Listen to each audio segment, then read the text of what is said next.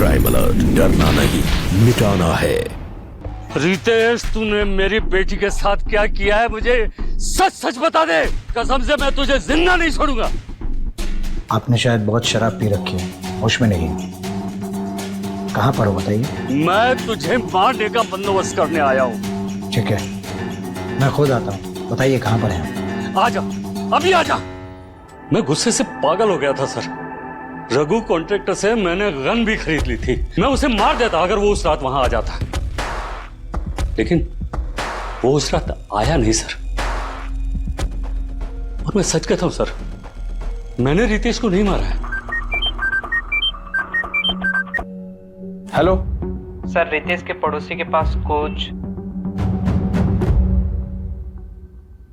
साहब, रात को जब रितेश अपने घर से निकला तब मैंने अपने घर से देखा कि कोई आदमी उसका पीछा करने के इरादे से उसके पीछे बाइक से गया हो। उस दिन उस आदमी ने जो कपड़े पहने हुए थे ना, वैसे ही कपड़े पहने हुआ मैंने एक और आदमी को देखा था जब रितेश का मामा यशवंत उसके घर आया था। शायद उसका ड्राइवर था। उठाओ उसको। सर मैंने कुछ नहीं किया। Sir police station. सर मैंने कुछ नहीं किया सर। मेरे चल अंदर चल। सर गाड़ी बढ़ा। सर मैंने कुछ नहीं किया सर। मैंने कुछ नहीं किया। मुझे तो बस यशवंत भाऊ ने रितेश भाई पर नजर रखने कहा था। हाँ, मैंने ही कहा था, क्योंकि मुझे मेरे भांजे की चिंता थी और जो मुझे डर था वही हो गया। अंजल के बाप ने मेरे भांजे को मार दिया। मैंने देखा कि वो गुस्से में घर से निकले।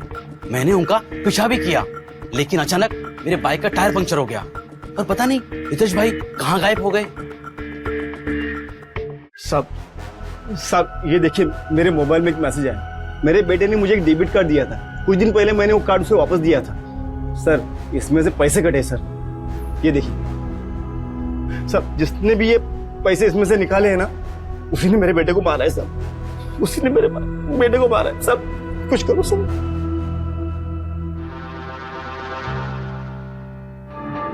सर हाँ सामान हो जाएगा, डोंट वरी। मैंने पता किया, वो वाईफाई डेबिट कार्ड था। उससे बिना पिन के 2500 रुपए तक निकाले जा सकते हैं। वो वापी के आसपास से पैसे निकाले गए। खिलकर तुम वापी जाओ और पता करो कि उन पैसों को किसने निकाला। आई एम श्योर कि कातिल वही है। Yes sir.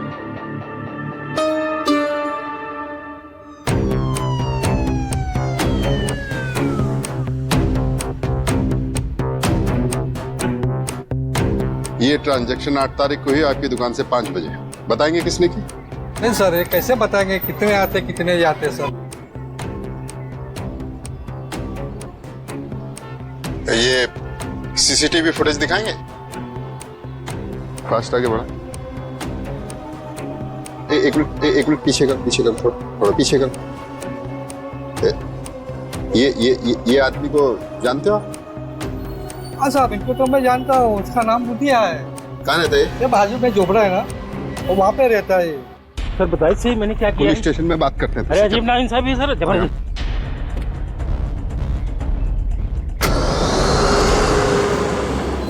हम ट्रेन की पटरी पर सर 2 नंबर करने गए थे और हमारे सामने से एक ट्रेन गुजरी और उसमें से सर एक पर्स आके हमारी तरफ गिरा और हमने वो पर्स उठा लिया। सर जिस ट्रेन से वो पर्स गिरा था वो ट्रेन दिल्ली जा रही थी।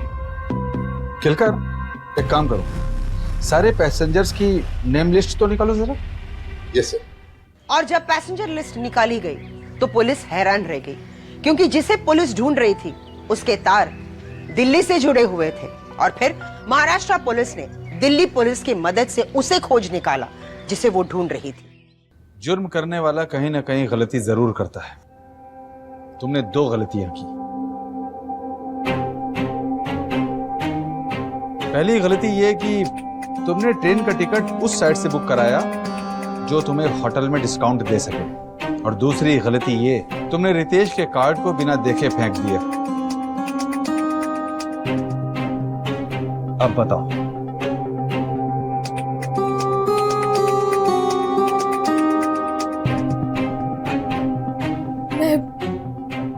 मैं रितेश से शादी नहीं करना चाहती थी। वो पापा ने मुझे इतना मजबूर कर दिया था कि मुझे उससे शादी करनी पड़ी। पापा रोज धमकाते थे, बोलते थे कि मैं खुदकुशी कर लूंगा, तुझे उससे शादी करनी ही पड़ेगी। इसलिए मैंने उससे शादी कर ली। मैं तो राहुल से प्यार करती थी, मुझे उसके साथ ही शादी करनी थी। पापा सुसाइड करने की धमकी दे रहे हैं। पता है आज उन्होंने सुसाइड अटेम्प्ट भी कर लिया। मुझे बहुत डर लग रहा है, कुछ समझ नहीं आ रहा है क्या करूं। तो कर लेना शादी अपने पापा के हिसाब से। क्या तुम क्या पागल हो गए हो जरा? सुन, तू टेंशन मत ले, शादी के बाद क्या करना है वो मैं तुझे बताऊंगा। मैंने शादी तो कर ली उससे, लेकिन मैं उसे कभी करीब नहीं आने देती थी। वो कमरे में सोता था और मैं काउच पर। शादी के बाद मैंने ऐसा माहौल बनाना शुरू कर दिया था कि वो मुझे मारता है, पीटता है। बट असल में मैं उसे मारती थी।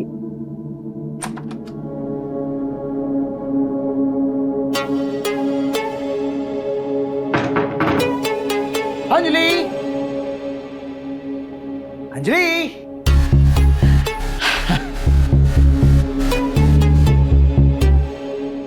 तुम्हारे लिए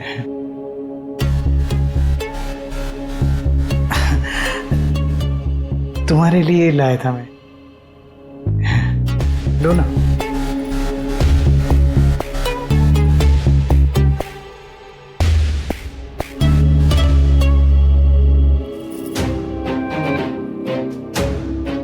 टच कैसे किया तुमने मुझे? तुम्हारी हिम्मत कैसे हुई मुझे छूने की? तुम्हें क्या लगा मेरे पापा को पटाकर तुमने मुझसे शादी कर ली तो तुम्हें मैं मिल जाऊंगी? ऐसा ही लगा ना तुम्हें? नो वे! ऐसा कभी नहीं होगा, समझे? तुमसे शादी करने के बाद मेरी जिंदगी खराब हो गई है, खराब। मेरे सारे सपने खराब हो गए। शक्ल देखिए अपनी, कभी देखिए शक्ल? हाँ, तुम्हारी औकात ही क्या है? क्या है तुम्हारी औकात? हाँ, तुम सिर्फ मेरे पापा के नौकर हो, 2 कौड़ी के नौकर, और मेरे भी नौकर हो, और यही तुम्हारी औकात है, बस। समझे?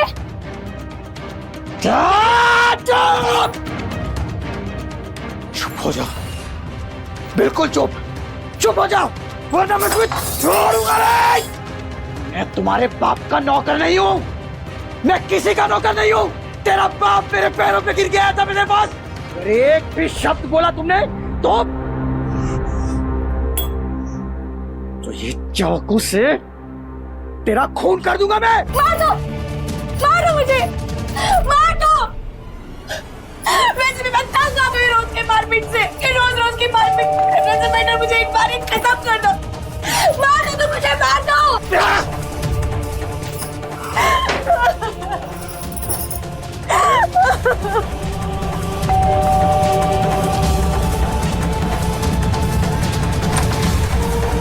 क्या है? क्या हो रहा है सब? हमारे घर से इतना शोर क्यों आ रहा है? वो बेचारा मुझसे रोज पीटता था,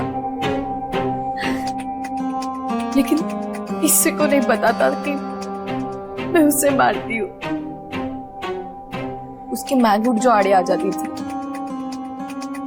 बेचारा कैसे बताता कि उसकी वाइफ उसको पीटती है। 3 महीने मैंने अपनी फैमिली, अपने नेबर्स, उनके सामने ऐसा माहौल बनाया कि I am facing the domestic violence. उसके पेरेंट्स बेचारे, वो भी बहुत अच्छे थे, मैंने उनके साथ भी बहुत गलत किया है।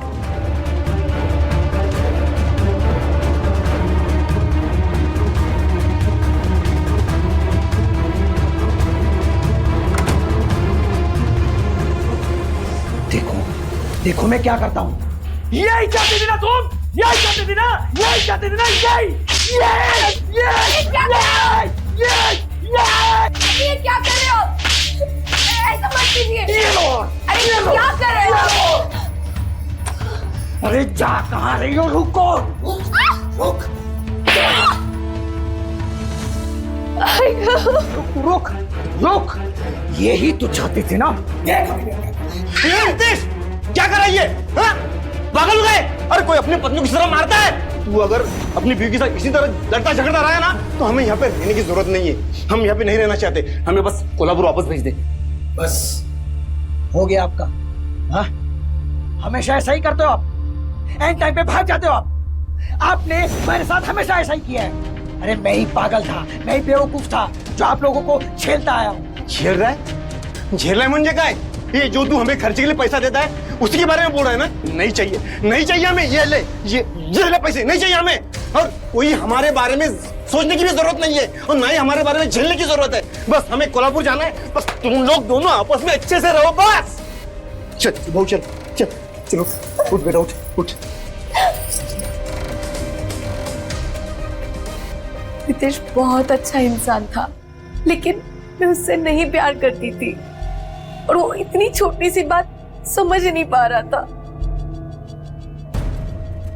राहुल और मेरा ये प्लान था कि शादी के 3 महीने तक हम बिल्कुल कांटेक्ट में नहीं रहेंगे,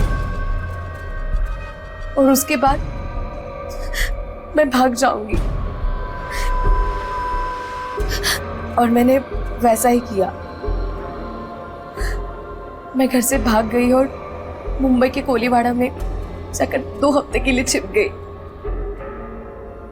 मुझे ऐसे लगा था कि ये सारी चीजों से वो फ्रस्ट्रेट होकर मुझे डिवोर्स दे देगा, ताकि लोगों को लगे कि वो मेरे साथ घरेलू हिंसा करता है, ताकि मेरे पेरेंट्स मेरी शादी राहुल से करा दे। तो रितेश को तुमने मारा?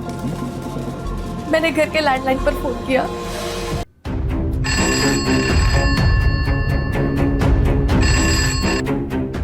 हेलो अंजलि, अंजलि कहाँ हो तुम? अंजलि, अंजलि पागलों की तरह ढूंढ रहे हैं हम लोग यहाँ पर तुम्हें। कहाँ हो तुम? कहाँ चली गई थी तुम? अभी कहाँ हो तुम? बताओ मुझे। हाँ हाँ हाँ हाँ हाँ, मैं अभी पहुंच रहा हूँ। हाँ हाँ मैंने देखा, मैं अभी पहुंच रहा हूँ। Okay okay.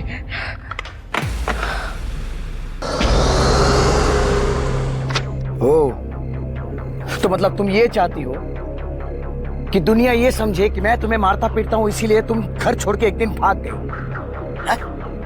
और मैं तुम्हें ये आसानी से डिवोर्स दे दूं? वाह वाह अंजलि वाह, क्या बात है, क्या चाल चली है तुमने। लेकिन नहीं नहीं, ऐसा मैं बिल्कुल होने नहीं दूंगा। मैं तुम्हारी सच्चाई दुनिया को बताऊंगा, हर किसी को चीख चीख के बताऊंगा कैसे तुमने मेरी जिंदगी नर्क बना दी है। सब बताऊंगा दुनिया को, सबको एक एक चीज बताऊंगा कि तुम यहाँ से गई तब मेरी क्या हालत थी, सब बताऊंगा सबको। इतनी आसानी से पीछा नहीं छोड़ने दूंगा अंजलि, याद रखना।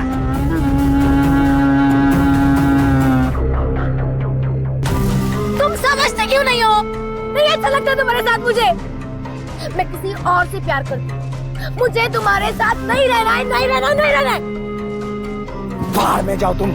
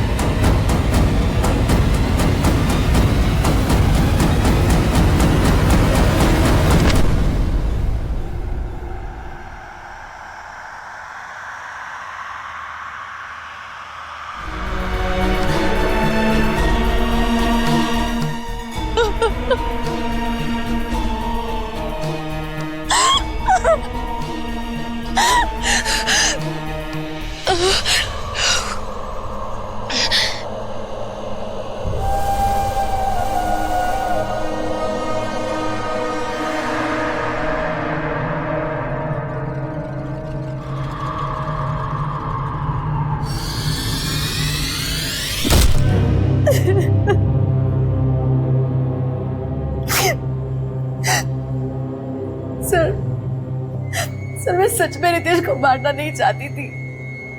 वो पता नहीं गुस्से में कैसे हो गया। मैं उसको बहुत समझा रही थी सर, लेकिन वो समझ ही नहीं रहा था। मैं क्या करती बताओ आप।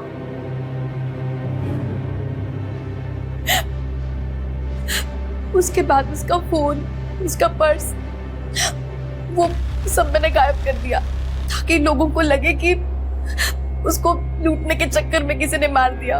और मैंने बड़ी होशियारी से वहाँ के सारे फिंगरप्रिंट्स मिटा दिए। उसके बाद मैंने राहुल को कॉल किया, वो दुबई में था, वो वही जॉब करता है। उसने मुझे बोला कि तुम दिल्ली चली आओ, और इसीलिए मैंने दिल्ली की टिकट कराई।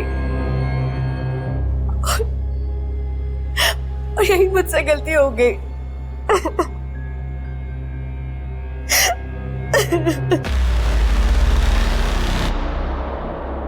अंजलि एक साधारण लड़की जो कब जुर्म के रास्ते पर चल पड़ी किसी को पता ही नहीं चला।